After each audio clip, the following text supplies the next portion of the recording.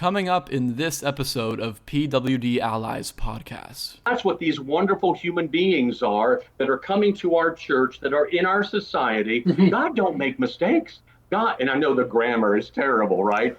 But God don't make no junk. PWD Allies, the best disability podcast in Canada.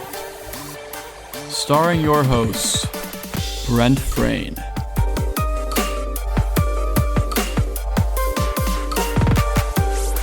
And as always, his producer and editor, Neil Matheson.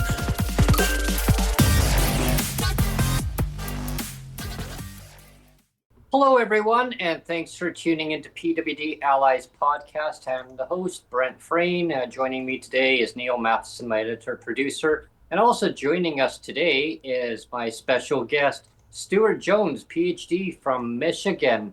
Wow, actually, Indiana, because you're actually just above Michigan, aren't you? Just below it. Just below it. Yeah, so for our Canadian listeners, you're down and to the left of Toronto, Ontario. Wow. Yeah. We're the people down under. Yeah. Yeah, it's definitely. We're on the west coast of Canada, British Columbia here, and I'm really close to the Pacific Ocean where I am, and I'm in Victoria, British Columbia, so we get the ocean breeze off of here. When it Nice. It's quite nice. Quite tropical at certain times of the year. It's quite nice. Compared to the south coast, you get different weather conditions, but nothing compared to Indiana. What the weather's like out that way. Definitely, we've had a lot of unsettled spring conditions this year. It's definitely different. No snow this year. No, I know. Not one drop of snow on the west coast. It was not even one really place. strange. Very rare. Really strange. Nice. Yeah. Anyway, Stuart, I wanted to start off. You are a referral from Podmatch.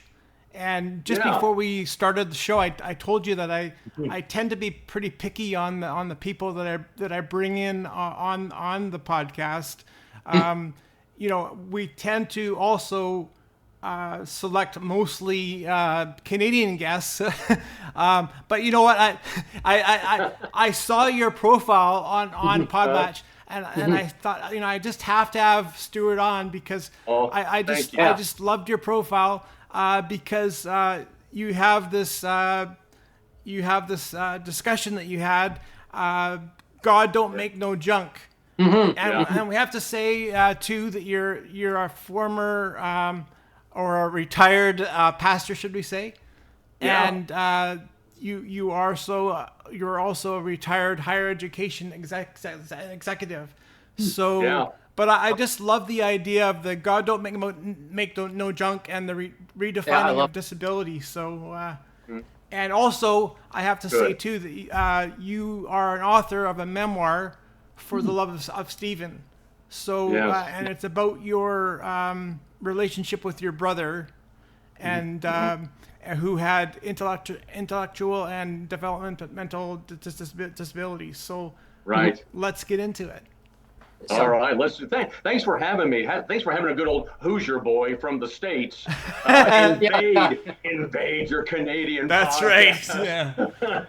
Right. Yeah.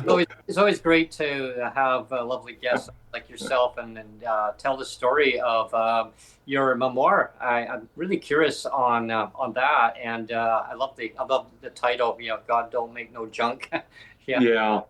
I definitely want to get into that too, because I'm a person of faith, and I don't mean to bring all of religion and faith into this discussion, but since 80% of the world's population believes in some kind of deity, and most all religions, as I've studied them, all of them believe, that we're all created by a design creator. Well, now, if we believe that, if we believe all things are created by a creative, loving creator, then everything that's made has purpose and has worth, and is important. So for society to always, through these many centuries that we've existed, trying to dismiss certain populations as not worthy and not being and not giving them dignity Yeah. and respect, that's very problematic to me. And it should be problematic to everybody who believes in a divine creator. Yeah. I mean, it's just kind of like, duh.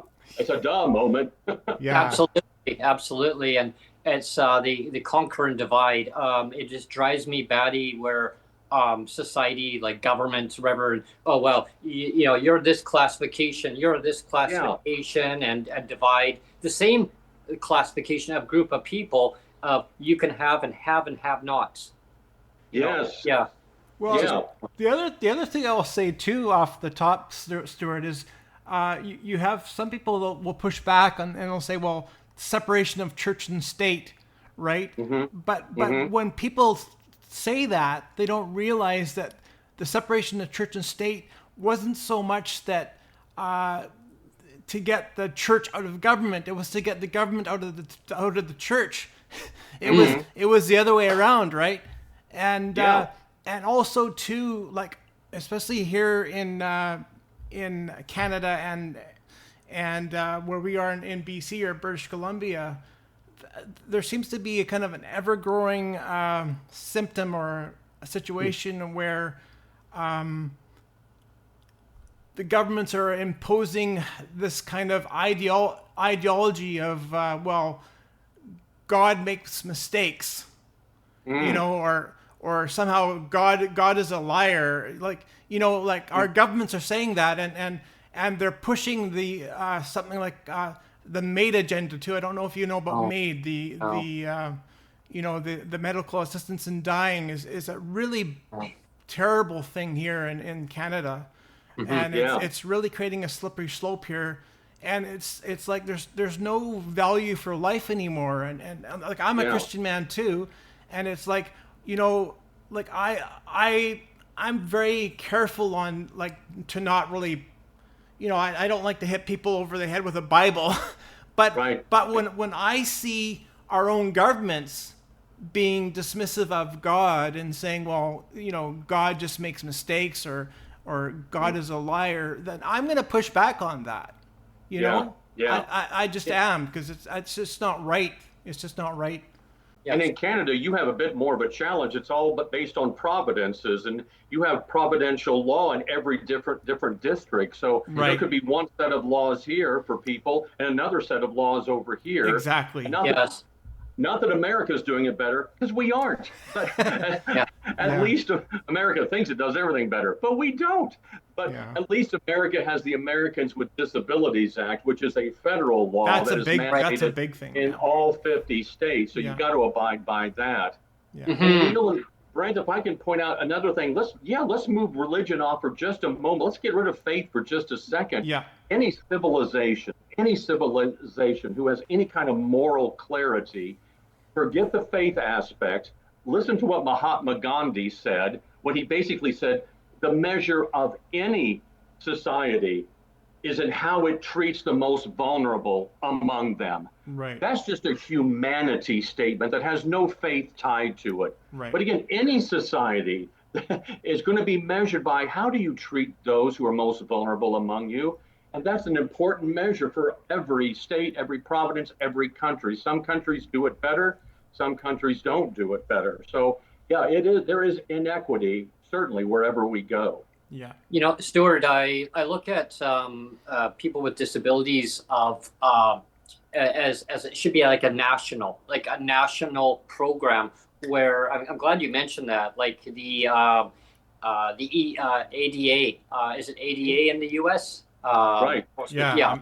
And in Canada, it's each province We've never had anything remotely close to that. Yeah. They have their own programs for each province now. We're, you know, Canadians with disabilities, right? I mean, so it should be automatically across every single province, which should be one universal program. Yeah. So it doesn't matter what province you go into, that your disability doesn't go away. It follows you. And so it should not be attached to a province. And I think it's just the provinces are so keen on wanting to keep their own legislation the way it is because it works good for them for whatever reason. And so, it's definitely Canada has lots to learn about lived experience, and talking to people on the ground level. I mean, what works good for them and how the system is designed for the governments, not for the people. And it should be changed to reflect what organizations, they have input, but really, it really comes down to the individual. What represents them as citizens of the country, of whatever country it may be. If it's a country of, Yes. if it's in Canada, U.S., Europe, it doesn't matter where it is. Listen to the people, because people know first of what works good for them. Yeah. Well, listen, Brent and Neil, when you run for prime minister, I'm moving to Canada and I'm voting for you, and I'm running your campaign. I'm running your campaign so we can get this worked out. Yeah. I tell you, if I could even just be prime minister, even just for one day, I would just make wholesale changes on so many things. But you know what? I wanted to get into your memoir again, For the Love of Stephen, and talk about your kind of what do you want to call it? What do you call it? Second person experience with your brother, and go into that. Yeah, it sounds really interesting. It's the sibling perspective that's not written about very much. There's a lot of books the parents will write from the parental viewpoint, but I wrote one from the sibling viewpoint because I truly am saying this with all sincerity from my heart. I was blessed to grow up with an intellectually and developmentally disabled older brother. I was blessed. I didn't know it at the time. What do you know when you're a kid and you think you know everything as a teenager, but you know nothing as a teen? But I really, looking back in retrospect, was blessed to have Stephen in my life. And what makes Stephen's journey so interesting was the era and the period he was born in the 1950s in the United States, in the state of Indiana, the 1960s. Again, we've come a long way, but back in that day, what parents usually were advised to do, and my parents were advised, when you have a child with special needs, put them away in an institution or a state home, or for God's sakes, hide them in your house so that you're not ashamed and embarrassed of that child, right? And my parents were remarkable in that they refused to do either one of those. They fought to make sure Stephen was seen. And seen by everybody, the church, the public school system, community and civic organizations. You know, Steve had so much confidence in himself because my parents taught him, Steve, whatever you want to try, whatever you want to take a shot at, we are going to be right there, right by your side, helping you do whatever you want to do. And I think my parents were revolutionary. And you got to remember, when my parents had Stephen, they were 18 years old. Wow. They were trying to become adults themselves. What do you know at age 18? Yeah. And all the diagnosis and prognosis that they gave my parents was just doom and gloom. And that's also kind of sad. I'm not picking on clinicians and doctors and hospitals, but I think they try to set the bar really low for parents of a special needs child. So they say things like, well, don't expect him to ever probably talk or read or be able to dribble a basketball or have a job or live alone. Steve did all of those things that they were told he couldn't do. And my parents chose a path that was less traveled by. They chose the path of resistance rather than least resistance.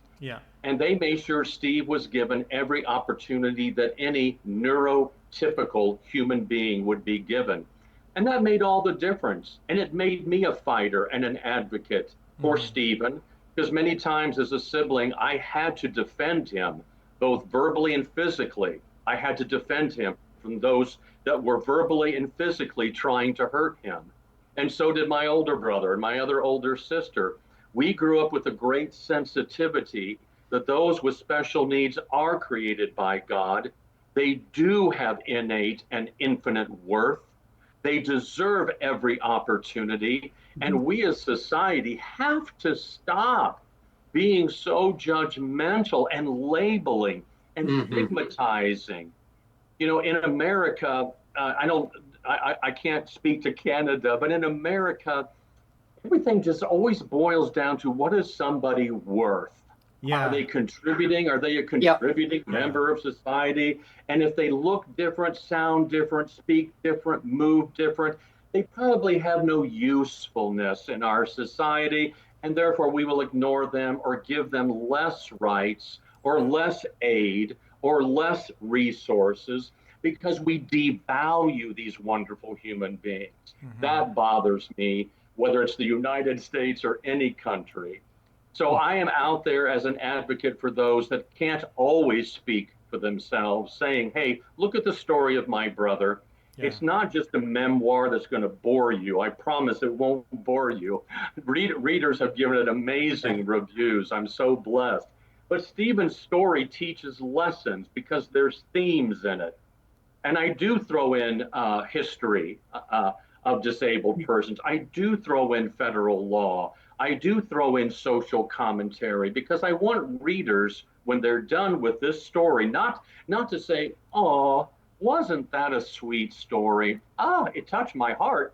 I hope they say that, but I also want them to say, what am I going to do different from today forward to defend, fight for the rights of all individuals and not sit back anymore and say, not my problem? I want there to be action, not just, oh, what a sweet story. I hope that makes sense. You want to give them a history lesson a little bit too, right?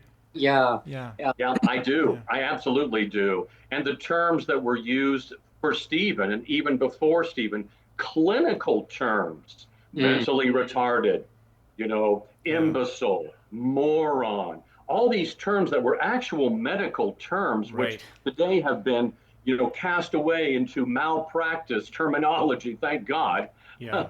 But some people still want to use it. Gosh, guys, it wasn't that long ago that our president used the R word openly a couple times. Yeah. And that sparked a new conversation that was sort of beneficial because it brought to light a fight for people to explain why some terms are not to be used because they stigmatize, downgrade, dehumanize individuals before we ever get to know them.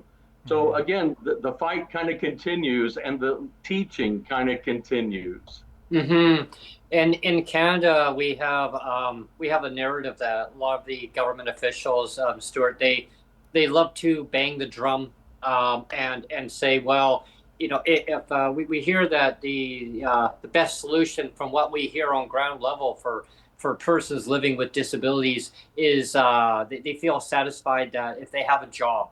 If they have a job, they feel that they're connected to the community. Because that's where your worth is tied to.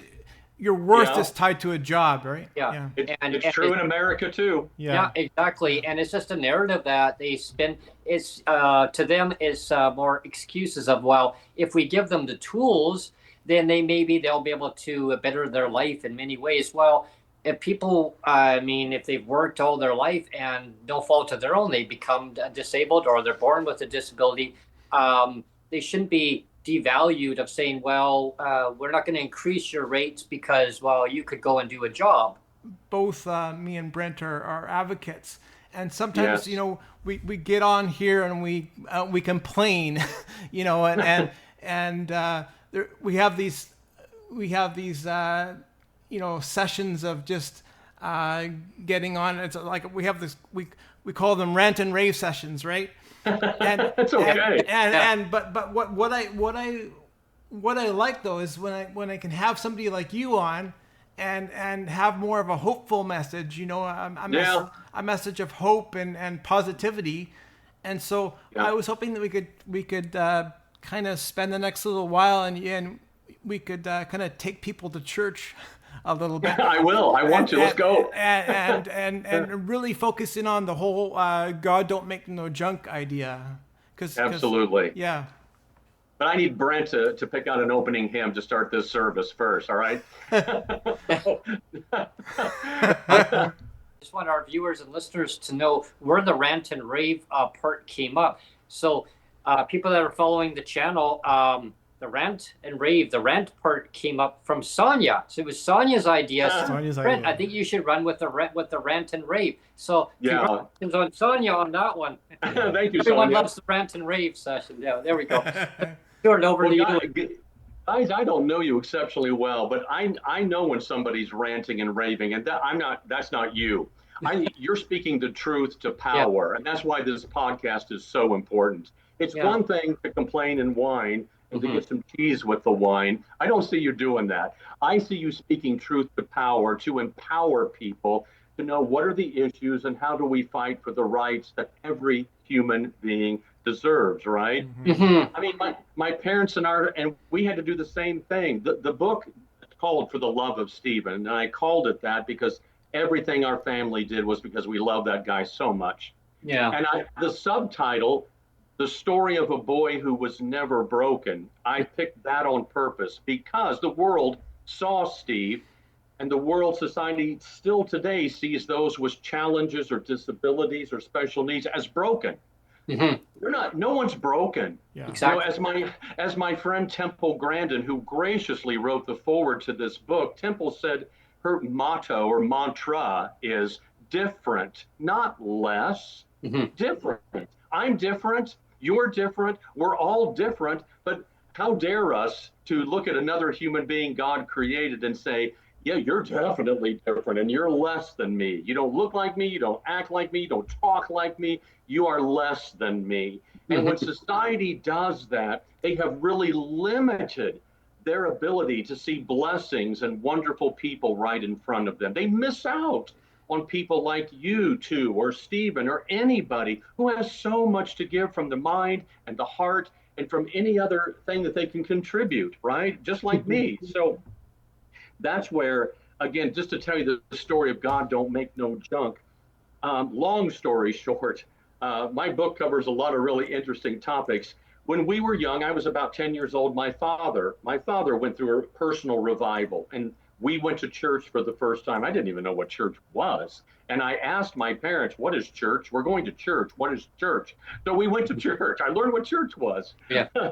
But it was a couple, 2 or 3 years later, as an awkward teenager. You know how awkward those teen, adolescent, pubescent, crazy, hormonal years are. And we drive everybody insane. And so I was feeling sometimes awkward about my brother, Stephen. I was tired of people making fun. I felt awkward that when I was around him is when I saw the ridicule. It was difficult. One Sunday morning, and the gentleman who preached this sermon, his name is Reverend Bruce Morgan. He was our pastor. He's still a friend of mine today, and he remembers this Sunday like I do. We had a ministry in the church called BYCOTA. It's an acronym, BYCOTA, be ye kind, one to another, BYCOTA. He got a little fed up with the fact, he wasn't fed up with the ministry. The ministry was growing, and more special needs children and adults were coming. And we had more and more in Sunday worship. And some of the church people were getting really uncomfortable, right? You know how people can get. They're like, oh, there's an awful lot of special needs people in the service, and they're loud, and they're unpredictable. He got kind of fed up with that. So he took to the pulpit with Psalm 139, verse 14, which reminds us, you are fearfully and wonderfully made. Another, fearfully meaning you are designed and wonderfully made by the Creator. And he preached a sermon that comes from an old jazz singer who talked years ago about, I know I'm somebody, she said, because God don't make no junk. And Bruce Morgan said, that's what these wonderful human beings are that are coming to our church, that are in our society. God don't make mistakes. God, and I know the grammar is terrible, right? But God don't make no junk. And he preached it like a prophet, made us understand that you cannot really understand God. And if you can't see God in every human being, and if you can't see God in every human being, you're not seeing God at all. And he preached a marvelous sermon that forever changed my heart. From that day, that's why I can't ever forget it. As you said a while ago, Brent, some things are ingrained in your head forever. Certain moments. From that day forward, I took on a new pride of having Stephen as my brother. Not embarrassed, not apologizing, not trying to explain what his situation was, right? But proud to be with him. And I spent more time with him in public, and we went places together. Cool. And I took on a whole new aura and a whole new mindset about my brother Stephen. So God don't make no junk. And if you are a person of faith, you need to believe that and claim it and know it once and for all and never question it again, because God doesn't make mistakes. Every human being is here for a purpose. Yeah. And our job is to love unconditionally, not to judge, and support every individual. Jesus showed that. Muhammad showed that in his ministry. Buddha showed that in his ministry. Every religion has those same tenets of loving one another, caring for one another, no matter what, without judgment and without casting aspersion. So God don't make no junk is important to me. I've had the chance twice now, I hope I get more, to go to churches, and I preached that similar sermon to the congregations, and it's been so well received. I just want to challenge Christians to not be judgmental, because human beings are so judgmental by nature, and we're quick to dismiss people based on first appearance, which is something we have to fight through in our own minds and hearts. That's in my book too. The challenge of how do I move past my wrongful judgments of people. It doesn't have to be disabled people. We just judge people based on appearance. Oh, he looks weird. Oh, she looks bizarre. You know, I don't want to get near them. They're dirty. We just make these crazy judgments before we ever get to know the book that's behind the cover of the book, right? Yeah. And that's a shame, because we're robbing ourselves of life's blessings when we can't see everybody as created in God's image. That's the story, Neil, and I'm sticking to it. Well, that's good. Yeah. And you know, I actually wrote a book as well, and not to take anything away from your book, but my book is called Daddy Bent Legs, and yes, I saw that. Yeah. And one of the things that I say in my book is that you know, my disability helped kind of humble me and knock me down a couple pegs, because I think that's what disability is. You know, it's a way of you know, it's the refiner's fire. It's a way of God shaping you into something better, right? And so, you know, we can say that disability and disease was caused by sin, but of course God will always take something and make something better out of something that's bad, right? And and that's how I view my disability, is that, you know, that again, it's a way of humbling you and knocking you down a little bit and kind of making you be a little bit better or push a little bit harder, you know, and that's where the blessing comes from. I think that's where the blessing comes from. Neil, I'm going to go out on a limb too and say something about the theology of God don't make no junk that I've never said on a podcast before, but I'm sitting here debating, but I'm going to do it. Okay. Here's how you get to Christians who don't get it. I'm going to pick on Christians because I am one. And one of my favorite quotes, again, comes from Mahatma Gandhi. A reporter asked him once, he said, "You are so Christian-like. Why aren't you a Christian?" And he said, "I would be a Christian if it weren't for Christians," right? Yeah. Christians so often get theology so wrong. So again, it's easy to tell a Christian, listen, is God perfect? And you know they're all going to say, of course God is perfect. Does God make mistakes? No, God doesn't make mistakes. They're all going to say that. Yeah. Well, then those who are born with special needs, those with disabilities, or if that special need or disability came upon them later, does that mean God made a mistake? And they're going to be, no. But then some of them will be ridiculous and say something so unsound as to say, well, we live in a sinful, imperfect world, and this must be God's punishment. And then you get to say, hold on. Are you telling me now that innocent people, absolutely innocent people, these disabilities have been cast upon them by a judgmental God? If so, boy, we have a God that's not very nice, a very cruel, mean, judgmental God. And I don't think that's the way God is. You're trying to get Christians, you're trying to force them into a theological mindset that everything created, whether you think it's perfect or not, doesn't matter. It's created by God. It's a part of our world. And we have an obligation to love God first with all of our heart, soul, and mind, and to love one another, all neighbors, just like we would want them to love us. So we have these two great commandments, right? Love one another. And Jesus showed each and every day of his life how to care for others. So again, challenging Christians to get beyond these weird mindsets about when they see disabilities is so important because they don't do it well. In the book, I do tell a quick story about my brother Stephen going to another church one time with my parents, and right behind him was two little old ladies who said about my parents, "Oh, I didn't know they had a retarded boy. What's wrong with his skin? What's wrong?" Steve had ichthyosis vulgaris, terrible skin condition. So here's these two ladies talking loud enough for everybody in a 3-pew radius to hear them, and my brother Steve could hear them. Christians aren't always kind when it comes to seeing difference. So getting them to accept others who are different than themselves is part of God's fabric and handiwork that we have to keep teaching them. There's lots of stories in the book about Steve that you will enjoy. Some will absolutely make you laugh because I have a great sense of humor, and so did Steve. Steve was funny. He was a funny guy. And those stories, I see that you have a good sense of humor. I do. So I tell some funny stuff about Steve. Oh my gosh. Steve was a Christian man, but you didn't know he was Christian when he was on a golf course and he was trying to hit a golf ball. He used words that made my mother blush. So, and words I didn't know Steve knew that he had heard. So anyway, so you never knew with Steve. He was hilarious.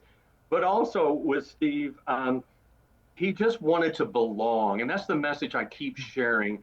People just want to belong. I want to belong. You want to belong. We all want to belong. Nobody wants to feel excluded or marginalized or segregated. And Steve was segregated in the days where that's what you did with kids with a disability. My parents fought for him to be seen, including in public school. I'm proud that Steve was the very first group of students that they finally, in 1972, I think it was, in Lafayette, Indiana, students in special education, which was a loose term back then, were always in separate buildings away from everybody else. You had to keep the neurodivergent students away from the neurotypical for fear that they might infect them somehow. That was the bizarre thinking back then. Steve was finally integrated into high school. For the first time. And that was a rough road too, because students didn't know what to do with special ed students. So he was bullied relentlessly most days. Lunch money stolen, sometimes beat up. But Steve, proudly, my parents' proudest day was watching him walk across the graduation stage. And he was given a high school diploma, not a participation ribbon. Right. Awesome. He earned a high school diploma. It was a challenge. It was hard. He did it. He learned his alphabet. He learned to read. He learned some math. And he learned enough to be able to get a high school diploma. And we were so proud. And that's a beautiful part of the story, too. So there is hope. Yeah, and again, your brother, blazed the trail a little bit before I did or before Brent did. But like even in my case, like I transferred into a quote unquote normal school. It was around maybe 1975 when I was about 8 years old. So again, integrated into a completely normal school setting, right? And I was one of the first, and then other people came after me. But I wanted to get back to a little bit about church again because I wanted to relay an experience that I had, and I want to get your input about it. Is I was there. I went to a church camp one year, and they had these seminars, and I went to just attend a seminar, and then the person that was giving it all of a sudden said. Because I was on crutches at the time, because I've been on crutches my whole life, except for when I just broke my hip a couple of years ago. But anyway, so So he just says, stand up, Neil. And so I stand up, and then he says, throw it on your crutches, and start walking. And I said, I kind of said, like, what? And I said, that's weird. And he says, I want God to spontaneously heal you. And I it kind of just really bothered me, actually, that I'm sure. yeah. And then the youth pastor that had witnessed that, he witnessed that interaction, and he went to me privately later and said, just to let you know, Neil, I talked to that person that did that to you, and he said, I don't agree with what that person did, and I apologize on his behalf. He says that wasn't cool, and I just wanted to say that I think one of the big problems with Christianity sometimes, especially in related to disability, is people have this idea that, again, if you're disabled, you're broken, and we need to fix you. If you're broken, we need to fix you, and it's not a soul thing. They don't see it as a soul thing. They see it as an outward physical thing that they need to fix. Neil, if I could real quickly address the theological problem behind that guy thinking he should heal you. There's a real theological problem there. You are absolutely right when you said he saw you as broken, and when in fact you are not broken. When we look at Jesus's ministry, the miracles, there is a myriad of miracles he performed. He wasn't healing a leper or a blind person because they were broken. He was always about demonstrating the love, mercy, and power of his Father God. Because he also healed people who had sin in their lives, and he brought them back to feeling whole again. He healed a variety and did a variety of miracles. He wasn't going around saying, well, where's all the disabled people? I need to heal them. Because when that pastor tried to do that to you, he sent the worst message possible to everybody else in that room, which is people with special needs and challenges or disabilities are broken. They got to get fixed. Wow. And that is not God and Jesus's message. It never was. It never will be. So if pastors get that wrong, they have warped the understanding of the gospel message. Absolutely. And it's learning. It's learning that how things are interpreted from a person, their perspective. It's like there's hurtful language that can really a lot of damage. And one of the comments that I wanted to finish off with, and I'll get your feedback too, Stuart, is there's a lot of people that push back on religion, and I mean, I used to be one of those people. Like I kind of always I didn't grow up in the church, and I mean I had grandparents that brought me to church, and I had an aunt that brought me to church, and I had some friends that would bring me to church, but I didn't go to church every Sunday, right? It was just kind of an occasional thing. And it wasn't until I got married to my first wife, who was a Christian, that really taught me what being a Christian was, and who God was. And my thing is for everything that's wrong with the church, that's not God's fault. We can't blame God for the faults of the church, because it's the people, like you were saying earlier. It's like there's so many flawed Christians, that go to church. I mean, I don't consider myself a perfect Christian either, but no one is. The fact that we're flawed, the fact that we're flawed, it's not God's fault.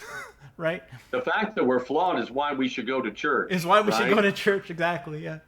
And going to church doesn't make anybody Christian, no more so than going to a basketball game makes you a basketball player. Yeah. Right. Yeah. You go to church because you're imperfect and you're trying to do better in your life, and you're trying to understand how to live a godly life. That's the reason you go to church. Yeah. I remember growing up with my mom, because my mom brought me and my brother up as a single mother. My father had left when I was a kid, and my mom would listen to a lot of gospel music, and and of course, that guy, I was just a kid. I didn't like, well, why are you listening to that? What is that? And then she would take me to Sunday school and stuff, but she listened to, but she would listen to not just gospel music. She listened to Elvis Presley gospel. And because he would sing a lot of gospel music, right? And yeah, I mean, and so it was really educational. Like it gave me a lot of inspiration in so many ways. Even though I was a kid, like I didn't really understand everything that was going on, but my mom taught me a lot going forward. It really gave her a lot of inspiration, I guess, to herself. And she had gone to church even when I was a kid, and I just went to Sunday school and just that. But yeah, she would. I didn't really go into. I just went to our little Sunday school service, but I didn't go into the church. But yeah, I mean, it really has a lot of meaningful things for people in their lives. It's like a congregation of that self belonging for their purpose and sharing ideas and sharing different perspectives in life. And yeah, so I mean, I want to thank you. I want to thank you very much, Stuart Jones, for coming on. Thank you. Yeah.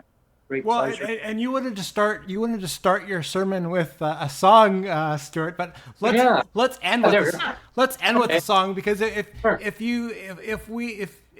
people that watch the podcast know that I like to sing. Yes. So let's end with the song. Soon and very soon, we are going to see the King. Soon and very soon, we are going to see the King. Right? Yeah. Yes. I love that. I love that you know that. I love that song. Yeah. Right on. And cheers, everyone. And this is our promo mug that we have. Love it. Sooner or later, we'll make a whole bunch of those and sell them off.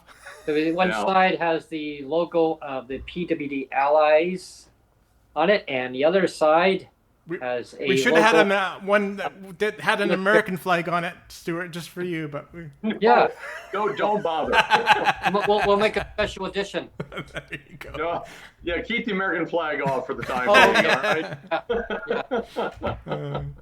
Anyway, this is great, Stuart. I enjoyed it. Yeah. I love Thank you. Love to reconnect one day. Yeah. You can have me back sometime. Yeah. And I hope your listeners will do one simple thing. They're welcome to contact me. I love to hear their stories. They're welcome to look at the book. It's all at my website at www.authorstuartjones.com. And Stuart is Stuart, which is usually misspelled. Author Stuart Jones. Yeah, contact me. I have been so blessed to be invited to go to libraries, classrooms, bookstores. It's just been fun trying to get a message out about the infinite worth of every human being. That's my passion. Yeah. Awesome. Thank you so much. It was a great pleasure having you joining us today. Thank you, gentlemen. On the PWD Allies podcast. And thank you, each and every one of you, for tuning in today to our show. Please subscribe, like, and share. I hope you enjoyed today's show. Like always, stay tuned to our next episode coming up next. Take care. Thanks, everyone. Cheers.